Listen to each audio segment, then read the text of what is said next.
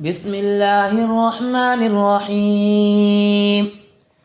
نون والقلم وما يسطرون ما أنت بنعمة ربك بمجنون وإن لك لأجرا غير ممنون وإنك لعلى خلق عظيم فستبصر ويبصرون بأيكم المفتون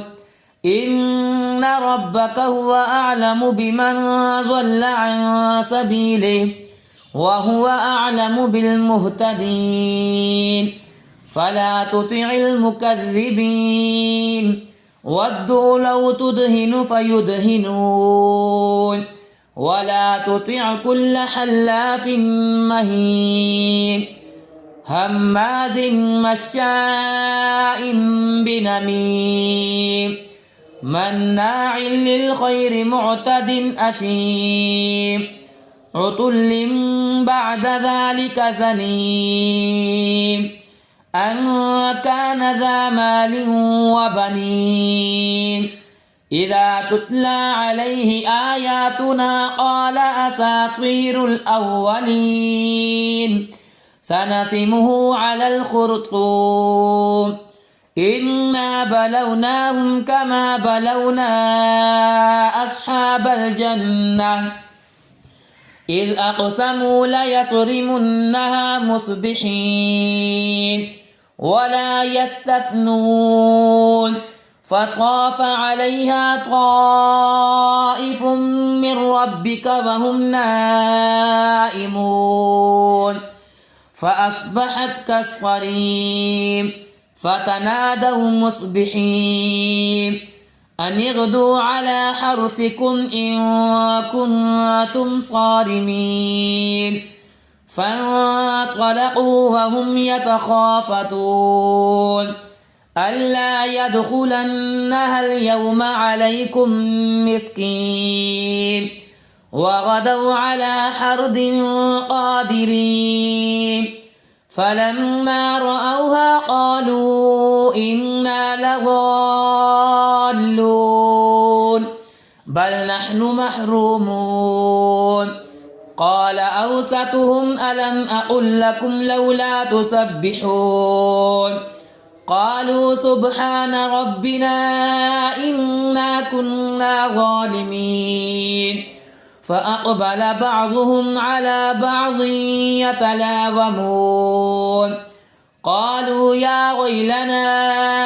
إنا كنا طاغين عسى ربنا أن يبدلنا خيرا منها إنا إلى ربنا راغبون كذلك العذاب ولعذاب الآخرة أكبر لو كانوا يعلمون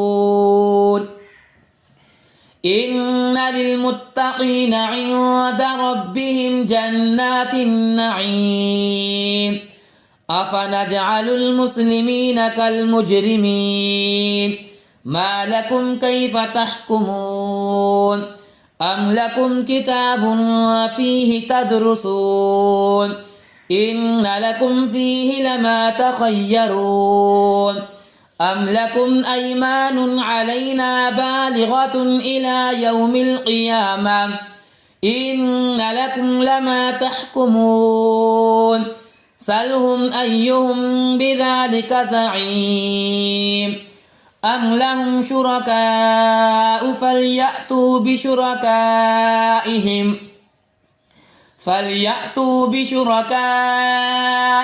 إن كانوا صادقين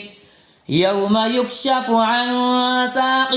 ويدعون إلى السجود فلا يستطيعون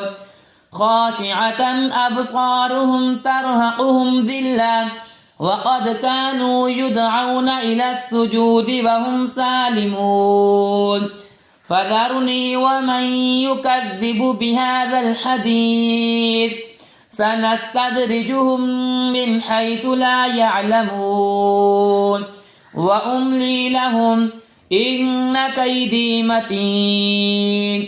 أم تسألهم أجرا فهم من مغرم مثقلون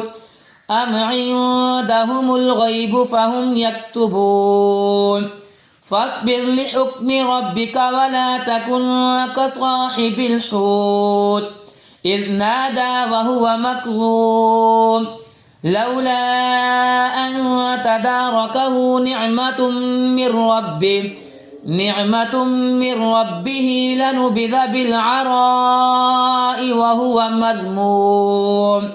فاجتباه ربه فجعله من الصالحين وإن يكاد الذين كفروا ليزلقونك بأبصارهم لما سمعوا الذكر ويقولون إنه لمجنون وما هو إلا ذكر للعالمين.